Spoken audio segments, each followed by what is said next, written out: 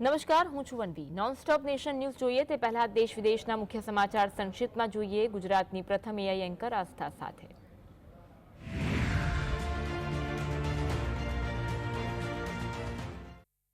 નમસ્કાર, હું છું એઆઈ આસ્થા.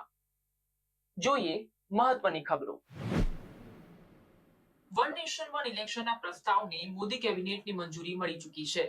પૂર્વ રાષ્ટ્રપતિ રામનાથ કોવિંદની આગેવાનીમાં બનાવાયેલી સમિતિએ વન નેશન વન ઇલેક્શનની શક્યતાઓ પર રિપોર્ટ સોંપ્યો હતો.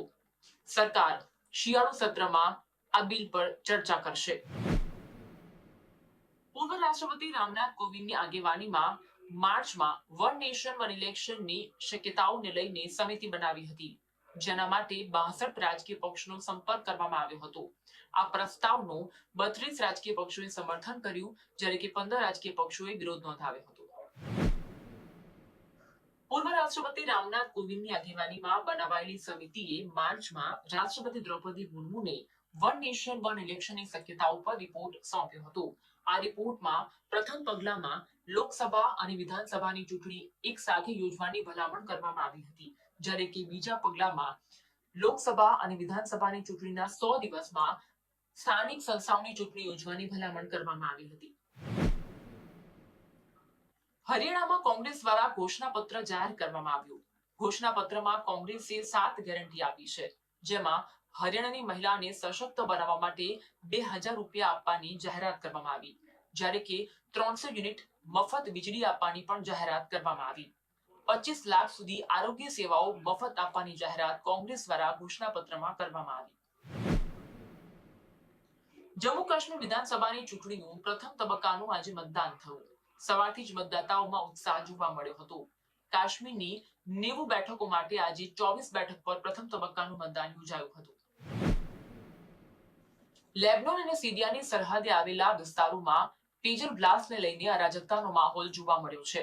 પેજર બ્લાસ્ટના કારણે અત્યાર સુધી 18 લોકોના મોત થયા છે, જ્યારે કે 4000 લોકો ઇજાગ્રસ્ત થયા છે. લેબનોને આ પેજર બ્લાસ્ટ પાછળ ઇઝરાયલનો હાથ હોવાનો દાવો કર્યો છે. દિલ્હીના કરોલબાગ વિસ્તારમાં મકાન ધરાશાયી થવાની ઘટના બની હતી. 3 માળનું મકાન ધરાશાયી થતા 15 લોકો કાટમાળ નીચે દટાયા હતા. ઘટના બનતા ફાયર વિભાગ દ્વારા રેસ્ક્યુ ઓપરેશન હાથ ધરવામાં આવ્યું હતું. ભારે જહેમત બાદ કાટમાળ નીચેથી 15 લોકોને બહાર કાઢવામાં આવ્યા હતા. ઉત્તર પ્રદેશમાં ભારે વરસાદના કારણે લખીમપુર ખીરીના 220 ગામો પૂરના પાણીમાં ડૂબી ગયા. તો જાલોરમાં પણ આવી જ પરિસ્થિતિ જોવા મળી છે. વારાણસીમાં ગંગા નદી ખતરાના નિશાનથી 44 સેન્ટીમીટર દૂર છે. વારાણસી જેવી હાલત ઉત્તર પ્રદેશના ચિત્રકૂટની છે. ચિત્રકૂટ શહેરમાં રામઘાટ પર મંદાકિની નદીનું પાણી ભરાઈ ગયું. ઘાટ પાણીમાં ગરકાવ થતા પિતૃ તર્પણ કરવા આવતા લોકો મુશ્કેલીનો સામનો કરી રહ્યા છે.